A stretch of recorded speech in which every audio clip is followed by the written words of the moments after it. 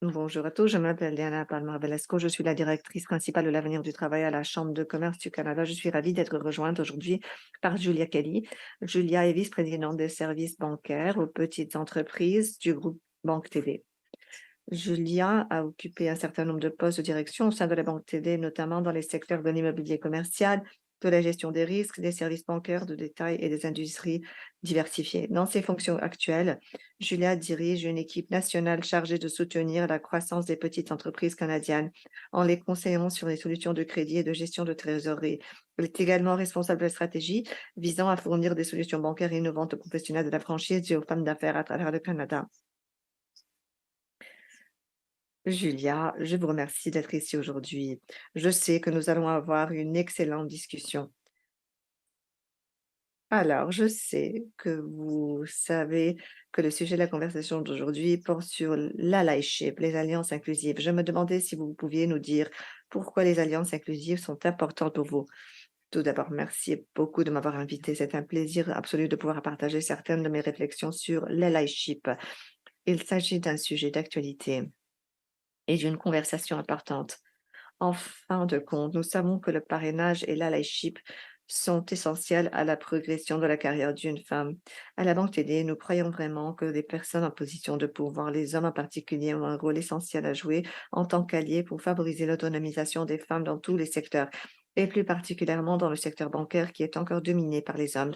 Les femmes, et en particulier celles qui font partie de communautés sous-représentées, les femmes noires, les femmes autochtones, les femmes LGBTQ+, sont sont confrontés plutôt à des défis uniques et plus significatifs au travail. Nous devons lutter contre les préjugés et les perceptions erronées et offrir aux femmes les opportunités de carrière qu'elles méritent. Je suis donc impatient de me plonger dans le vif de ce sujet et de parler davantage de l'allyship.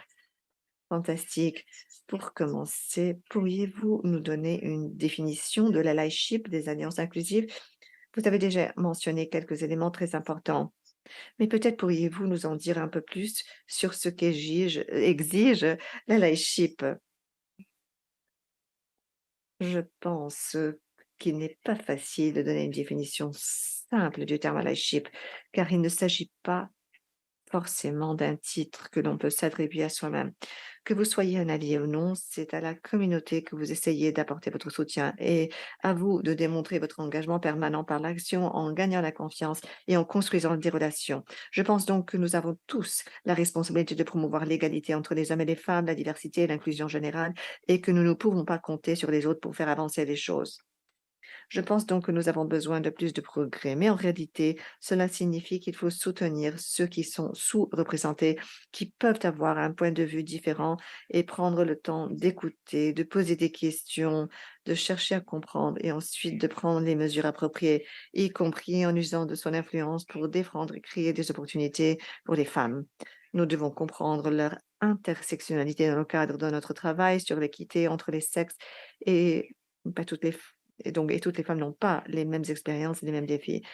Être un allié, c'est donc écouter, apprendre et mieux comprendre ses collègues et ceux qui nous entourent, et même dans des environnements sociaux pour défendre notre culture, nos valeurs et s'assurer que nous attirons et retenons les talents et que nous aidons ceux qui nous entourent et à réaliser ce à quoi ils aspirent et ce dont ils espèrent se savoir capables.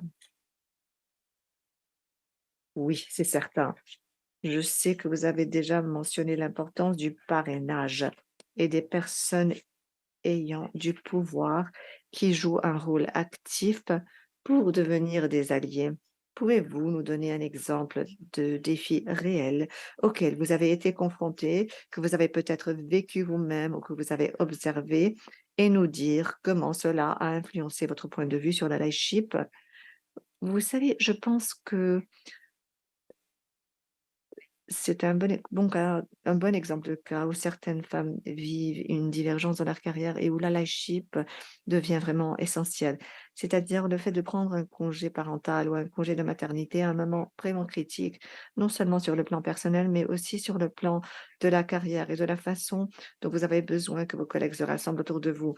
Il s'agit donc non seulement d'une décision importante pour quelqu'un qui veut fonder une famille, mais aussi d'une grande incertitude quant à la nature du congé, sa durée et à l'évolution des carrières autour de vous pendant votre congé, ainsi qu'à la nature du retour au travail et à l'aide nécessaire. Je vais donc vous donner un exemple précis qui concerne les hommes et le congé parental. Je pense que le congé parental, par opposition au congé de maternité, le fait d'accepter que tout le monde prenne le temps de s'occuper des enfants et de partager les responsabilités est un très bon exemple d'un moment où cela a eu un impact sur ma vision de la leadership.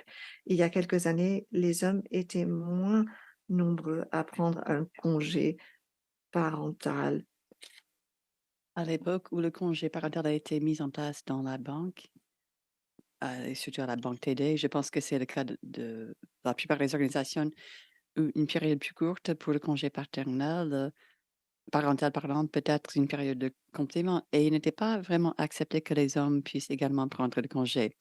Et du point de vue social, il n'était pas aussi bien accepté que les hommes prennent ce temps et le soutiennent, en partie parce qu'il est difficile d'obtenir des ressources. Un congé de courte durée pour s'arrêter et continuer à travailler comme d'habitude peut être extrêmement difficile. Et j'ai constaté que nous avons changé de point de vue à la banque TD. Et ce qui me concerne, c'est que si nous aidons les hommes à prendre ce congé, à soutenir les familles, ils peuvent être considérés comme de véritables alliés et partenaires sur le front domestique, ainsi que pour leurs collègues. Pour comprendre ce que cela signifie de se voir offrir un congé parental, il faut savoir ce que l'on peut entendre des préjugés selon lesquels il s'agit de vacances ou d'un congé facile, etc. Ce n'est pas vraiment un travail difficile. Des choses comme ça peuvent être des exemples de la façon dont les préjugés peuvent exister, mais lorsque nous pouvons traiter tout le monde de la même manière, nous pouvons mieux comprendre les préjugés que nous avons et construire des alliés pour nous soutenir à l'avenir. Ma vision de la leadership a évolué afin de garantir que les femmes soient également incluses dans cette vision, qu'elles amènent d'autres personnes à parler et à s'exprimer sur les défis auxquels elles sont confrontées. Ainsi, les hommes peuvent se montrer à la hauteur de leurs partenaires à l'intérieur et à l'extérieur de leurs organisations. J'aime tout ce que vous avez dit et j'apprécie vraiment que vous mettiez l'accent sur le congé parental. Ce n'est pas uniquement, ou cela ne se limite pas au congé de maternité, comme nous le savons. Je ne sais pas quel est le terme technique, mais il s'agit presque d'une pénalité de maternité à laquelle les femmes sont souvent confrontées dans leur carrière lorsqu'elles prennent un congé de maternité. Mais si nous en faisons un congé parental, ce n'est pas un problème de femme, n'est-ce pas? Merci d'avoir soulevé cela. Ma prochaine question s'adresse à ceux qui essaient vraiment de comprendre comment être un allié efficace. Quels sont les conseils que vous pourriez donner et quelles sont les choses qu'il faut peut-être éviter? Excellente question. Je vais parler un peu de la perspective de TD que je partage aussi.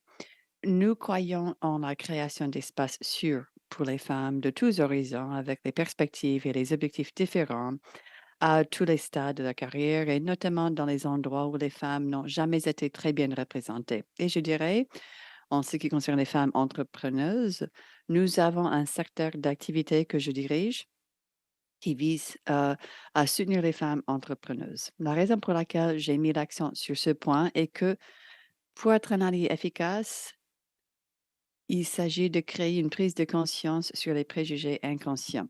Ceux qui croient déjà soutenir les femmes, qui ne voient pas le genre ou qui ont des préjugés sexistes, lorsqu'ils suivent une formation que nous avons pour devenir ce que nous appelons un accredited banker, banquier accrédité WE, euh, un banquier pour les femmes en entreprise, ils se rendent compte qu'ils ont des préjugés, les hommes comme les femmes. Je pense que cela signifie que nous devons comprendre et reconnaître les défis supplémentaires auxquels les femmes sont confrontées au travail.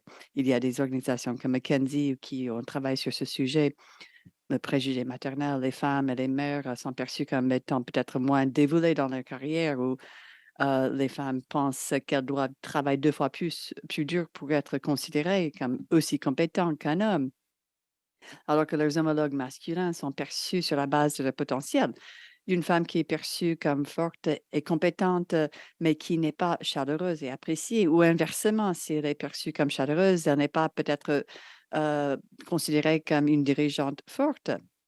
Quand j'y pense, pour en revenir à la façon dont on peut être un allié efficace, il s'agit de comprendre ses préjugés et de comprendre où l'on peut vouloir éviter ces préjugés qui existent et seulement de les faire prendre de les prendre en compte, d'en parler, d'avoir des conversations pour comprendre les exemples de la vie réelle et de s'asseoir et d'écouter au lieu de dire ou de dicter à quelqu'un ce que la personne ressent ou quelles sont ses expériences. J'encourage tout le monde à relever ces défis d'écouter, de faire une pause, de réfléchir et de trouver l'espace pour partager ses propres expériences et ses propres idées si l'on est vraiment, c'est là où on est vraiment un allié. Merci pour ce rappel. Je pense que c'est un travail qui ne s'arrête jamais. Et comme vous l'avez dit, nous avons tous ces préjugés. Lorsqu'il s'agit du travail, ces préjugés sexistes sont très réels et ils peuvent avoir des effets très réels. Et c'est souvent le cas. Ma dernière question, et vous avez mentionné peut-être à plusieurs reprises les secteurs et les industries dominés par les hommes. Et au sommet des femmes en affaires, nous avons parlé de cela. Nous avons un panel étonnant de femmes entrepreneuses qui perturbent vraiment le statu quo en s'introduisant dans ce qui serait considéré comme les secteurs dominés par les hommes. Alors, si vous avez une idée pardon, à retenir ou un appel à l'action pour notre auditoire, notre public, et si vous pensez à ces secteurs dominés par les hommes, qu'est-ce que quelle serait cette idée? Que pouvons-nous faire pour nous assurer que les femmes ne perdent pas l'accès et l'opportunité d'entrer et de prospérer dans ces secteurs? Je vais répondre avec 2 appels à l'action. Je pense que je vais séparer les femmes dans la salle et les alliés dans la salle.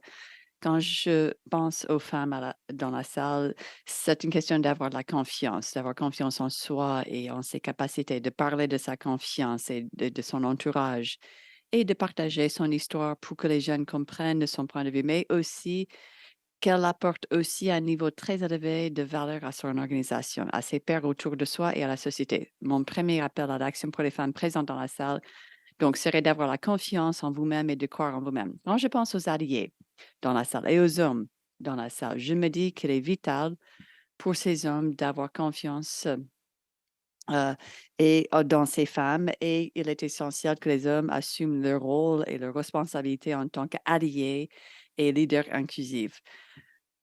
Si nous ajoutons à cela, et quand on pense comment être un vrai allié, il faut faire confiance et écouter, que la vérité que les jeunes disent est quelque chose que nous pouvons soutenir et que nous devons écouter, comprendre les préjugés inconscients et être tenus responsables de la façon dont nous pouvons nous montrer et être équitables sur le lieu de travail. Quand on a une certaine perception d'une personne, il s'agit d'être réfléchi en tant qu'allié, d'écouter, de se présenter d'une manière équitable. C'est fantastique. Quelle belle façon de terminer notre conversation. Merci beaucoup de nous avoir rejoints, Julia, et bonne journée et je vous remercie. Merci encore de m'avoir invité. Ce fut un réel plaisir de discuter avec vous aujourd'hui.